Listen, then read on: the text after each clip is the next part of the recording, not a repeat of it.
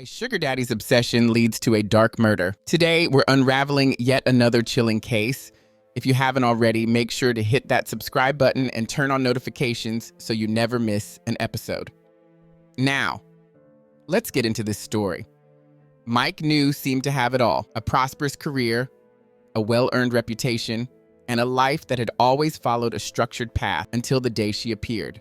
Young, mysterious, and carrying a shadowy past, Jennifer Morris was half his age and completely unpredictable. What started as a whirlwind romance spiraled into something far darker, culminating in tragedy that would shock everyone who knew them. Their fairy tale relationship quickly unraveled into a series of sinister events that no one could have foreseen. Mike, a 60-year-old businessman from Pennsylvania, believed he was beginning a new chapter in life when he met Jennifer, a vibrant and captivating single mother.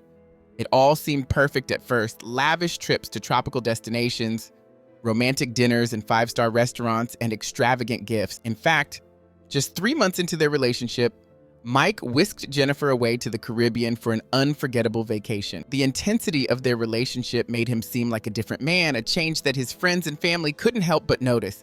But what truly took everyone by surprise was when, in 2015, just 3 years after they started dating, Mike had Jennifer's name tattooed on his arm.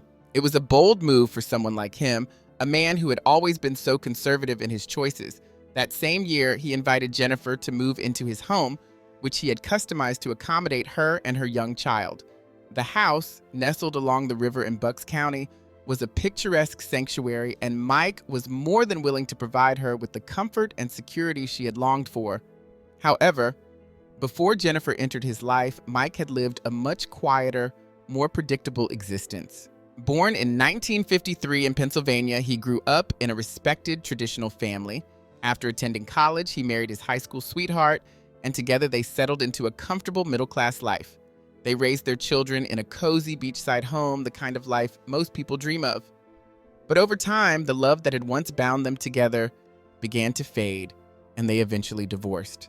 Despite the separation, Mike and his ex-wife managed to stay amicable, and their kids continued to share time with both parents. After the divorce, Mike moved to Bucks County, where he threw himself into his work. He became a top sales rep in the pharmaceutical industry, building a career that afforded him a life of luxury. The riverfront home he bought was more than just a house. It was a symbol of his success, a serene escape from the chaos of the world. Little did anyone know that chaos would soon find its way into Mike's carefully constructed life. Mike's life seemed like a dream. He spent his days indulging in his favorite pastimes, riding jet skis, collecting rare art, and savoring the fruits of his hard work. But everything changed in 2012 when Jennifer stepped into his world. What appeared to be a passionate romance from the outside raised eyebrows for those close to Mike. Many suspected that Jennifer's real interest was in his wealth. Yet Mike, blinded by love or perhaps the excitement of this new chapter, couldn't see the warning signs. His life had taken a dramatic turn, but not in the way he hoped. The tragic climax occurred on the night of August 8th, 2017. It started like any other day, but when Mike failed to check in with his colleagues, a man who was always punctual, they grew concerned. Something wasn't right. 2 of his co-workers decided to drive to his home, a decision that would haunt them forever. When they arrived, Mike's car was parked in the garage as usual, but the house itself was eerily silent, locked up from the outside. With growing unease, they knocked on the door only to discover it was unlocked. They cautiously stepped inside, calling out for Mike. The house was unusually quiet, almost too quiet for a home that had always been lively. As they ventured further in, the air grew heavy with an unsettling tension. And then, in the living room, they stumbled upon a scene they would never forget. There was Mike sitting in a chair, eerily still. At first, they thought he was merely asleep, but as they inched closer, the horrifying truth became evident. His face and chest were soaked in blood, and his head hung back unnaturally. Mike was dead. The women, overwhelmed with shock and disbelief, scrambled to call the police. One of them was too shaken to speak, so the other woman took the phone and reported the grim discovery. When investigators arrived, they immediately ruled out any natural causes. A single bullet wound between Mike's eyes told them all they needed to know. This was no accident. He had been executed at close range. Oddly enough, there was no gun in sight, eliminating any possibility of suicide. What was even more peculiar was the condition of the house. There were no signs of forced entry, no signs of a struggle. The scene was disturbingly neat, suggesting that Mike never saw his attacker coming. But there was another twist. Although Mike's pockets were emptied and his expensive watch had disappeared, other high-value items, like his prized art collection, remained untouched. This wasn't a typical robbery, it felt staged. Investigators began to suspect that the robbery had been a cover-up, a smokescreen for something far more sinister. As they delved deeper into the case, they began piecing together clues that linked the tragedy back to Jennifer. The relationship that once seemed like a whirlwind romance now looked more like a carefully calculated setup. One key discovery raised even more alarms. Mike owned 2 firearms, but only one could be accounted for. The missing gun added another layer of mystery to an already perplexing case. The closer the investigators got, the clearer it became that Jennifer's presence in Mike's life was no mere coincidence. It may have been part of a deadly plan. As the investigation progressed, a disturbing revelation surfaced. Mike had been killed with his own gun, a weapon he kept for personal protection.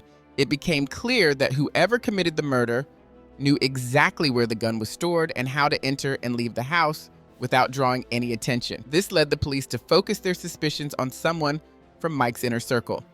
Soon, all eyes turned to Jennifer Morris. Jennifer's past wasn't just complicated, it was laced with hardship and survival. She grew up in a troubled household, leaving home at a young age to fend for herself. With limited options, she worked as a mechanic, finding solace in the adrenaline of fast cars and the thrill of street racing. Her rebellious streak became part of her identity: late-night races, dangerous stunts, and a body adorned with tattoos that told the story of her defiant, independent spirit.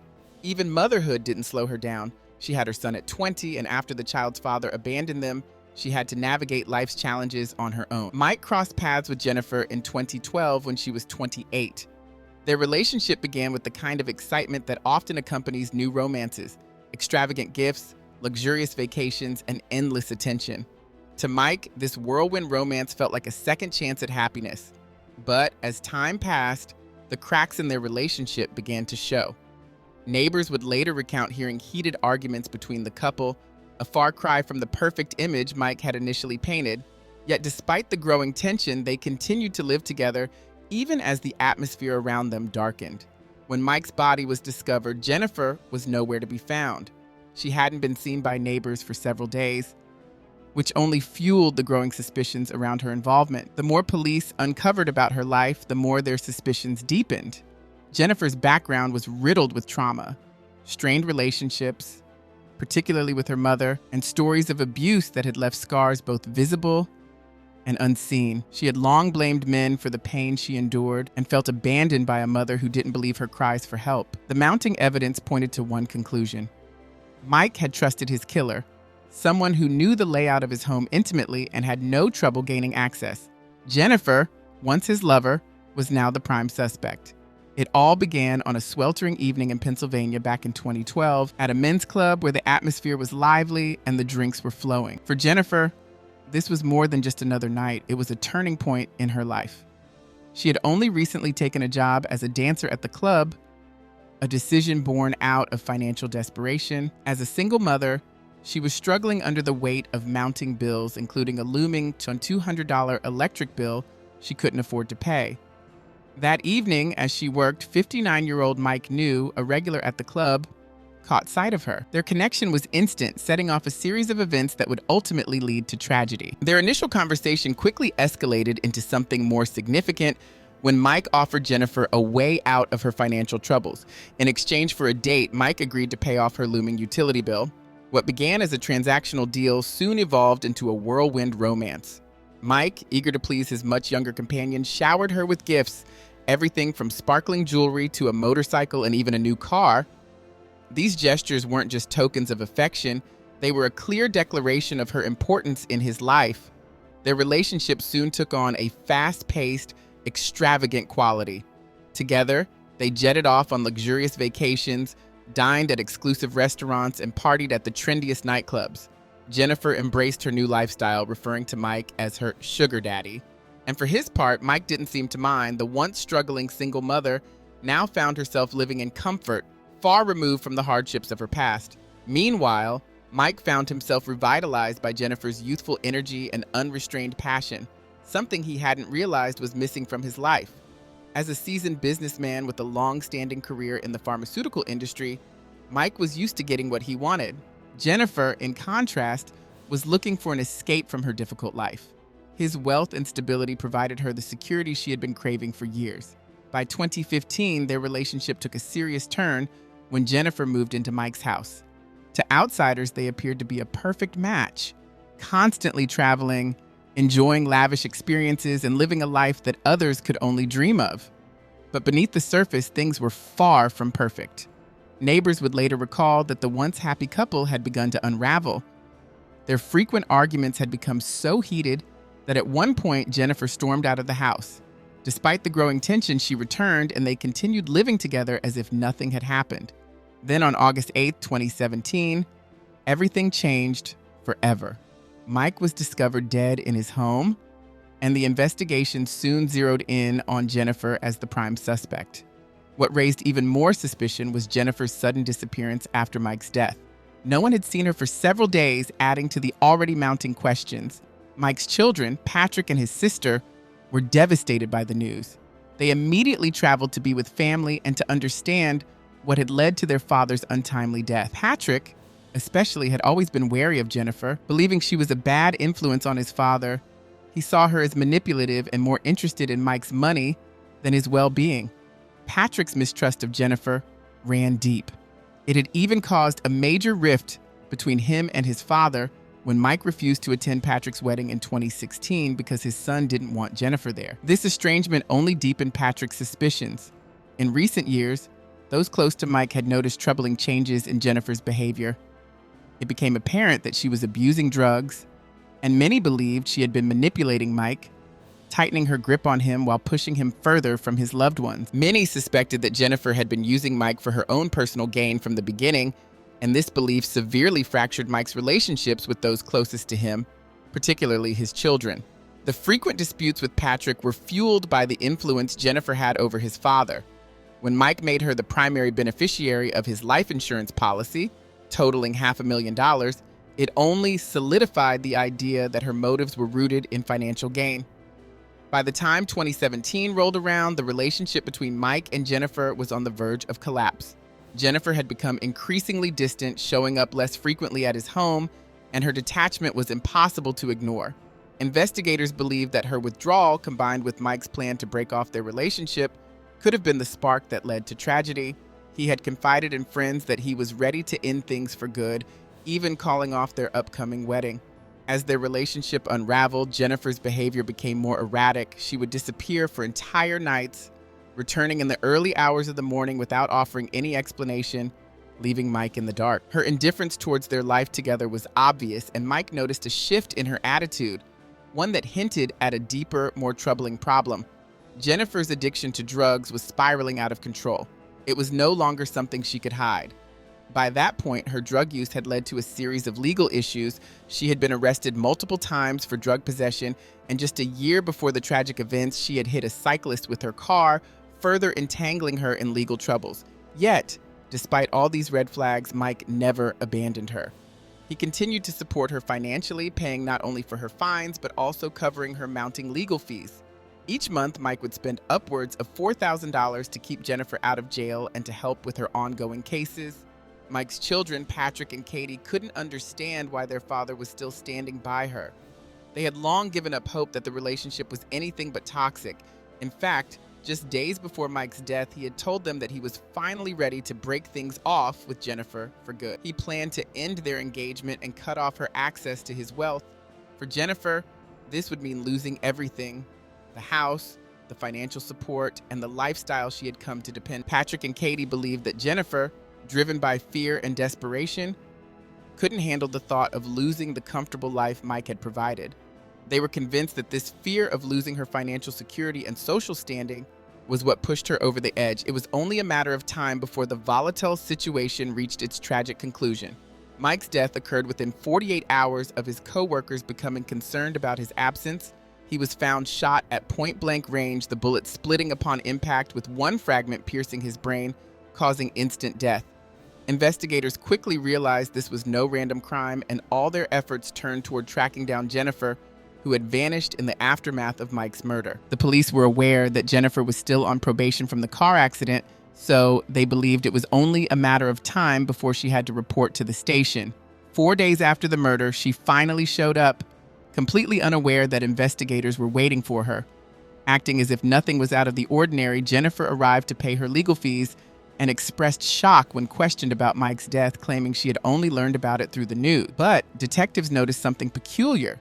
News of Mike's murder had circulated almost immediately, yet Jennifer had delayed coming to the station for several days. That raised red flags. Detectives arranged a follow-up meeting with her to discuss Mike's case in more detail. But before they could gather more information, Jennifer vanished without a trace. Her sudden disappearance only deepened suspicions. It appeared as though she was either attempting to flee or buy enough time to craft an alibi. However, since she was still on probation and required to check in with law enforcement regularly, her options were limited.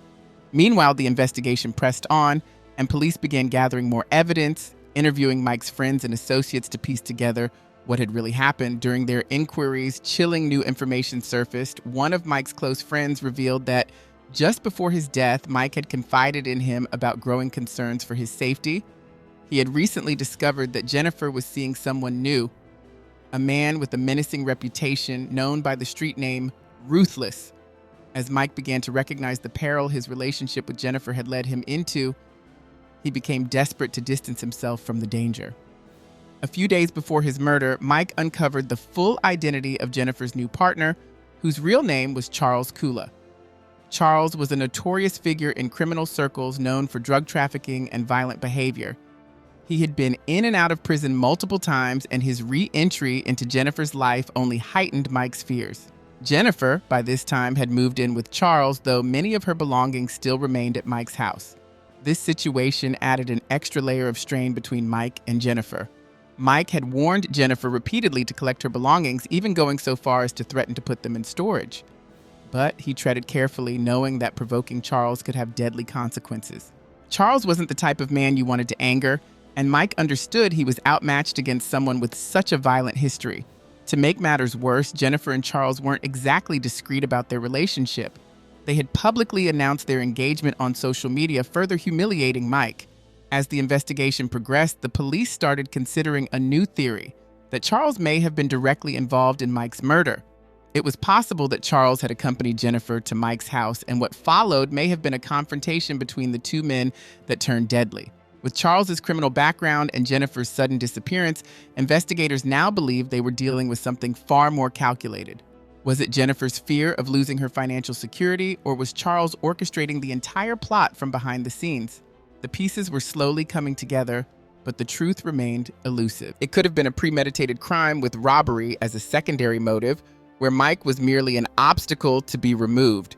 However, when Jennifer failed to show up for her routine probation check-in, the authorities took immediate action. On August 25th, 2017, police arrived at the motorcycle shop where Jennifer worked and arrested her for violating the terms of her probation, providing investigators the perfect opportunity to delve deeper into her potential involvement in Mike's death. While in custody, a surprising twist came to light. One of Jennifer's fellow inmates claimed that she had confessed to the murder. This testimony raised new suspicions, but Jennifer remained tight-lipped during questioning, refusing to cooperate and immediately hiring legal representation. Investigators, undeterred, intensified their focus on uncovering tangible evidence. The first breakthrough came when detectives secured a warrant to access the communication records between Jennifer and Mike. Upon sifting through their text exchanges, they found chilling messages that suggested Mike had been living in fear. In one particular text, Mike issued a warning telling Jennifer that anyone who entered his home uninvited would face dire consequences. It was a clear sign of his desperation and his attempts to protect himself from the growing threat he felt looming. Further investigation revealed that Jennifer's phone had pinged near Mike's home at approximately 9:45 p.m. the night before his murder, placing her squarely at the scene. By 11 p.m., her phone was traced to Charles's trailer, confirming that she had gone directly to him after the visit. More damning was the fact that Mike's phone had gone dark after 3 a.m., which suggested it had likely been destroyed, perhaps thrown into water to avoid detection. A tech expert confirmed that Jennifer's phone had automatically connected to Mike's Wi-Fi network during the time of the crime, placing her inside the house. Crucially, when police unlocked Mike's phone, they uncovered further revelations. Jennifer had been using the phone herself, and within it were messages that showed Mike was planning to contact the FBI about Charles's criminal activities, possibly to get him sent back to prison. Investigators believe this information could have been the final catalyst that led to Mike's tragic death. Charles simply couldn't risk Mike going to the authorities. In the messages exchanged between Jennifer and Charles, it was evident that while Mike's warnings didn't seem to faze Charles, Jennifer was highly agitated. Her responses were filled with tension, and she appeared to be caught in an emotional whirlwind. The last message Mike sent to Jennifer before his death was simple: "I love you," but she never responded. As detectives further probed Jennifer's social media activity in the aftermath of Mike's death, they were met with conflicting narratives. In messages to some of her acquaintances, Jennifer claimed her ex-boyfriend had been savagely murdered, while to others she implied that he had taken his own life. The inconsistencies in her stories only deepened the mystery, leaving police to unravel whether her erratic behavior was the result of panic, guilt, or something more sinister. Jennifer's web of lies only grew deeper when, to another group, she claimed she hadn't spoken to Mike for a while and had no knowledge of what had happened to him. The conflicting accounts raised even more red flags for the investigators, who became convinced that she was deliberately trying to mislead everyone. Determined to uncover the truth, police turned their attention to Jennifer's new boyfriend, Charles. To their surprise, Charles quickly denied any involvement in Mike's death and instead shifted the blame onto Jennifer.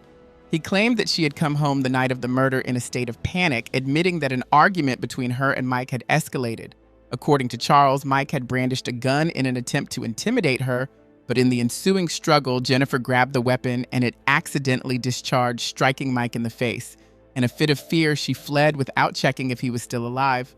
The following day, realizing the severity of the situation, Jennifer decided to return to Mike's house to confirm if he had indeed died. Not wanting to be directly involved, Charles asked a friend named Jerry to drive her there. Jerry, unaware of the full scope of the situation, agreed to help. Upon arrival, Jerry noticed that instead of checking on Mike's condition, Jennifer immediately started collecting valuable items: his watch, laptop, and phone. She then destroyed evidence by tossing Mike's phone into the river before returning to Charles's home. Jerry's testimony became a crucial piece of the puzzle as he detailed the events of that day.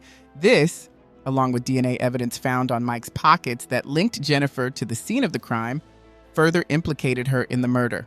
Despite Jennifer's involvement, Charles wasn't entirely off the hook either. Investigators pressed him further, but he maintained his innocence, citing a recent accident that had left him wheelchair-bound, rendering him physically incapable of being at the scene of the crime. To verify Charles's claim, detectives investigated his medical records and confirmed his story. He had indeed been recovering from a serious injury at the time of the murder. While this cleared Charles of direct participation, it didn't absolve Jennifer. On September 29, 2017, she was formally charged with first-degree murder, robbery, and tampering with evidence. The trial was set for January 2019, and prosecutors were confident they had a strong case against Jennifer. They painted her as someone willing to go to any length to secure financial stability. With Mike planning to end their relationship and cut off the generous support he had been providing, Jennifer had everything to lose, leading her to take drastic, deadly measures. Mike's threats to contact the FBI and send Charles back to prison were the breaking point for Jennifer. During the trial, Jerry's testimony proved to be a critical piece of evidence. He admitted to helping Jennifer return to the crime scene and witnessed her attempts to conceal her involvement. His cooperation with the police saved him from facing any charges despite his knowledge of the murder. Similarly, Charles avoided prosecution by assisting the investigation, even though he had helped destroy evidence by melting down the gun and failing to report what had happened immediately. Jennifer's defense team sought to paint her as incapable of such a violent act, pointing to her lack of a criminal history and asserting that the shooting was a tragic accident. Jennifer herself took the stand, reiterating her claim that she had only gone to Mike's house to collect her belongings. When he confronted her with a gun, she insisted they struggled and the weapon discharged unintentionally. But this self-defense narrative quickly unraveled. Forensic experts testified that the shot had been fired at point-blank range directly into Mike's face, indicating a deliberate execution rather than an accidental discharge. Additionally, there were no signs of a struggle at the scene, further weakening her defense.